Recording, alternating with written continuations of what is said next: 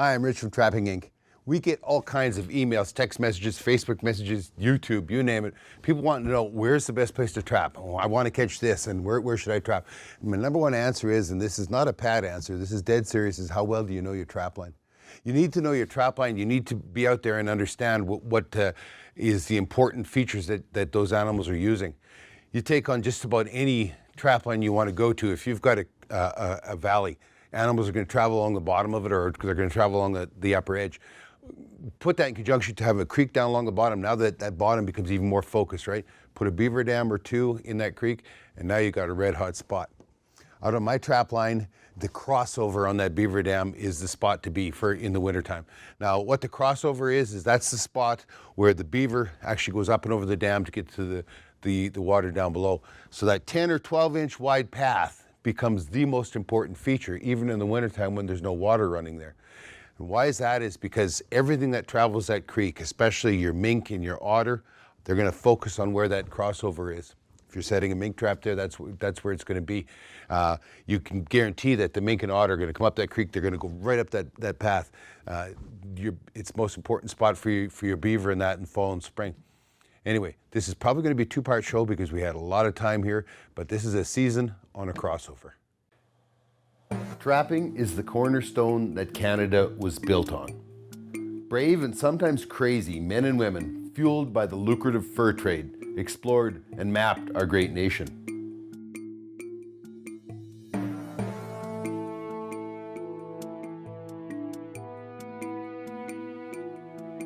Hundreds of years have passed since then, but trapping still remains vibrant, strong, and steeped in the ancient traditions.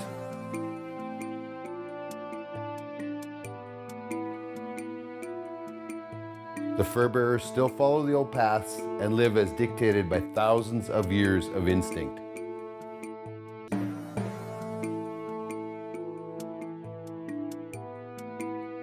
Fur only gets prime in the harsh temperatures of winter, and trappers must respect and prepare for the weather.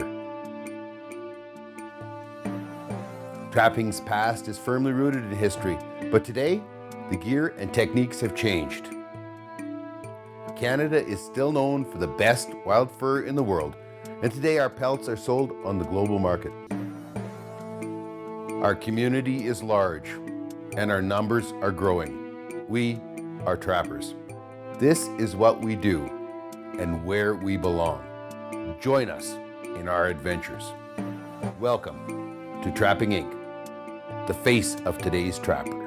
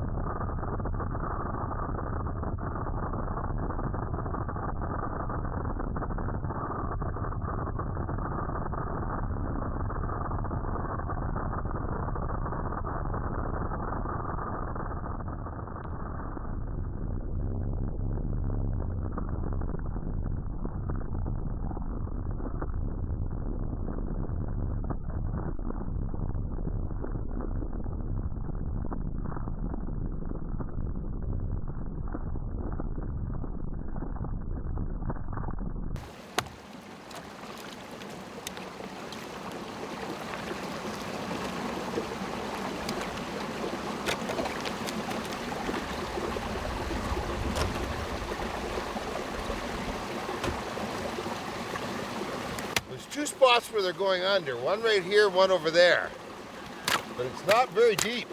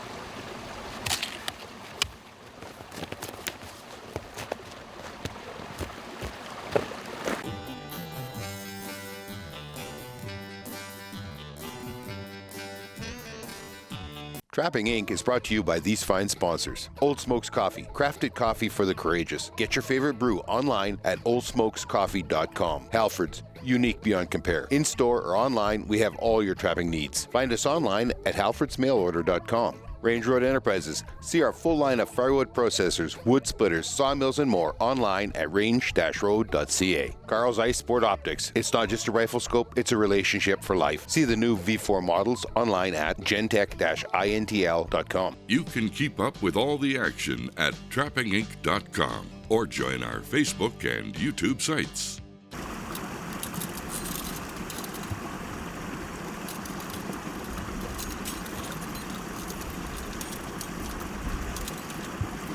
I have no idea how inanimate objects can do this.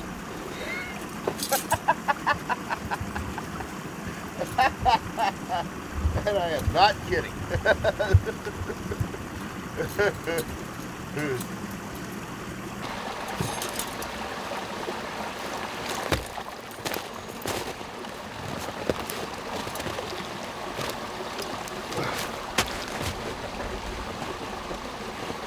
Yeah, that'll work.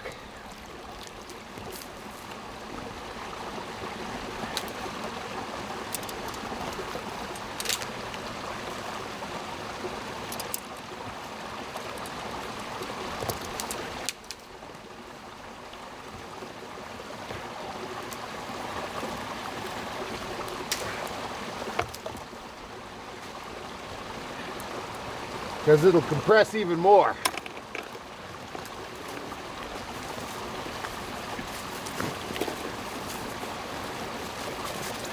Then I'll just fence it like this, see?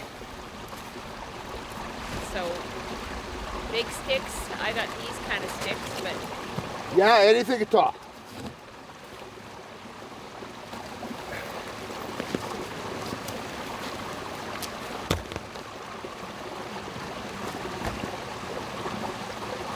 Here.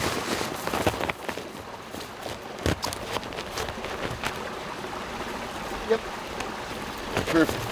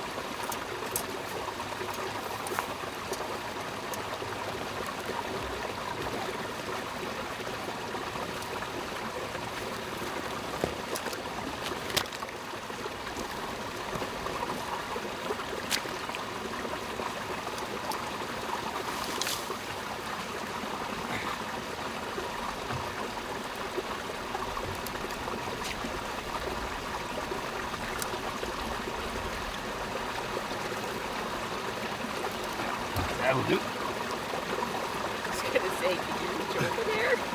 Huh? I was going to ask you if you could reach over there and get your safety. Yeah. And now for Halford's Trapper's Tip of the Week. On today's tech tip, I want to reinforce a couple of things that I've showed you today on the show, but I haven't really went in depth on. I'm using a stand, okay? This is a, they come in different sizes for 330 and a 280. This is a 330. First thing is, you notice how at the bottom here, there's this double bar. That's how far you're going to shove it down into the mud if you can. It's going to stop there. That's good. That sets your trap right along the bottom. The second thing is, you're going to notice I constantly use a safety. Really, really important. Because with so many different trap makes out there, it's so easy for this to come unhooked. You know, this one over here comes unhooked. And now I'm trying to thread this through, and it's so easy to take and spring it, right? So once I get it set in there and I get it all the way down and I've set for the depth that I want, push it down like that, see? That's how it sits in the mud. And then I can take, once this is all in place, that I can reach this and take it out from up above. I'm no danger of getting caught. 330s are no fun to get caught on. The other thing that's really important is you hear me talk about making sure that when this closes, so now it's going to be at this level here, that it's going to actually hold the fur down underwater. We don't want this to be at the top of the water where that fur can actually freeze into the ice. That happens and you're going to do damage trying to get it loose. That was Halford's Trapper's Tip of the Week. So there we go. We have 2 traps set in here, one there. You can see it down there, and another one over there. And what we've done is basically just fence off everything to stop them from being able to go exactly where we want them to. And hopefully, in 4 days, we'll have otter sand. A 4-day soak? Yep. Let's get out of here. This is one of my favorite beaver dams, and I have a mink box over there that I see something's happened with. It's knocked over. I got a couple otter traps up in amongst all those willows there. There's a couple otter traps for the crossover for otter. I think maybe I got me a mink over there. I'll tell you one thing, that water sure smells. Holy! What do we got here? There we go. That was literally today.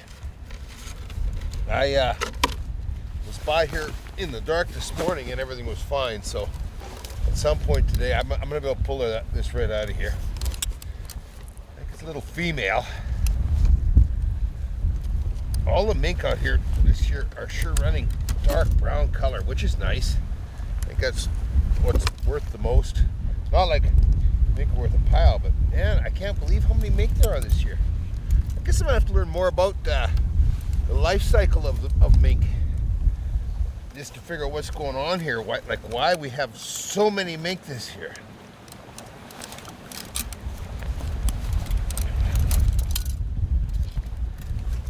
Yeah, it's still half soft.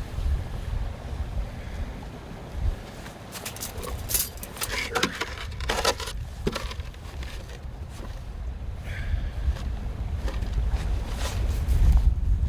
I have a hard time feeding the, those silly pygmy shrews and the mice. So I take and kind of set it out on the edge here where mink can get into it and won't fall over or anything, but where it's a little bit more difficult for them to get in.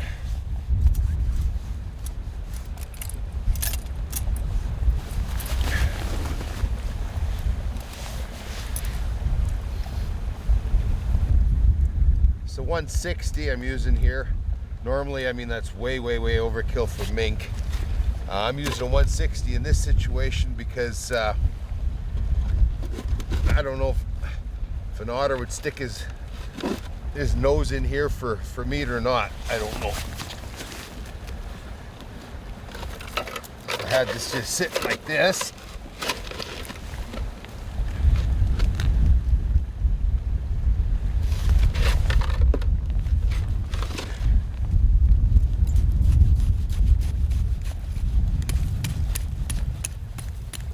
Slide it back a little bit more. There we go. Nothing in my otter traps here. I can see them just under the ice.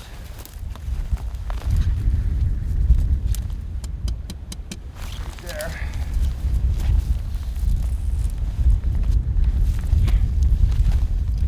Alrighty, let's get out of here. Trapping Inc. is brought to you by these fine sponsors. Old Smokes Coffee, crafted coffee for the courageous. Get your favorite brew online at oldsmokescoffee.com. Argo, go anywhere. Argo Extreme Terrain vehicles conquer any season, any terrain. Join us online at argoxtv.com.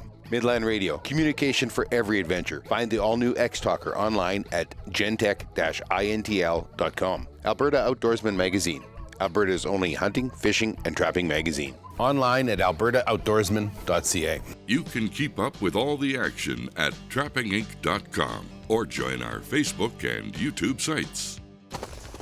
Well, I see we've got some otter tracks in and around here.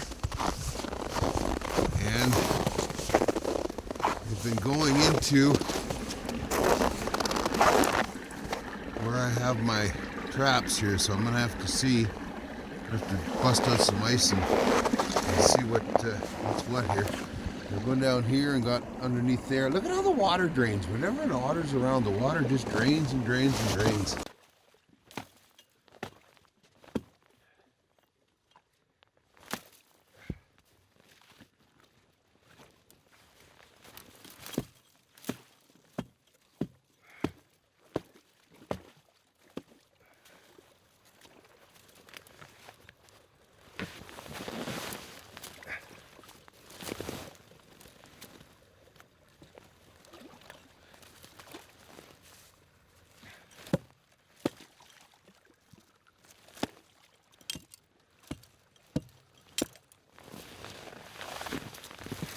All right.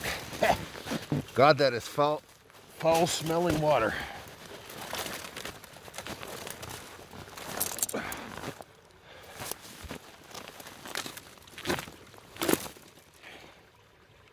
It's set off, but oh yeah, we got something in her.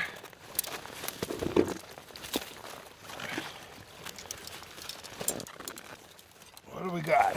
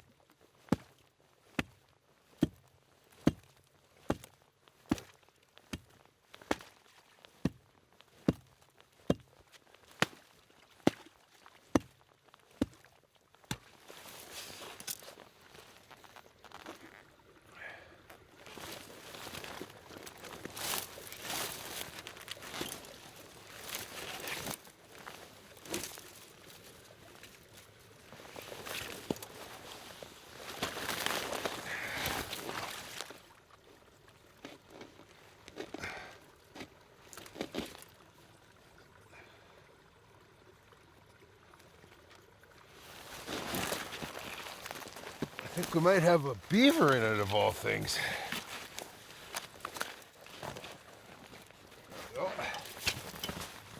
Oh. Oh my gosh.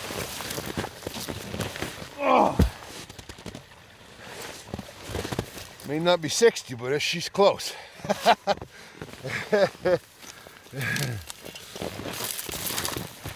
Oh, yeah, you know what else I need? My safety.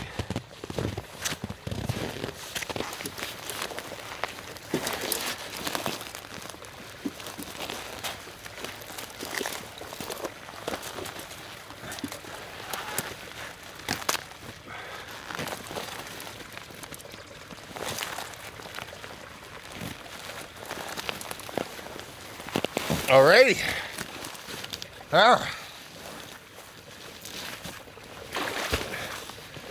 Yeah, boots are awesome. Those boots are awesome. Let's see. This. One big old beaver. Oh yeah.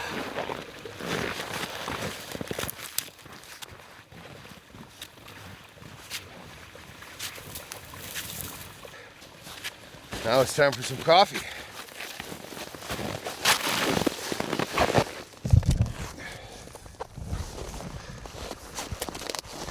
Got that one set back in there.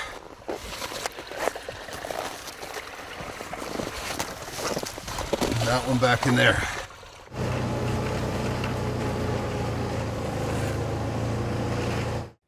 Catching a beaver like that in the wintertime on a crossover is extremely unusual.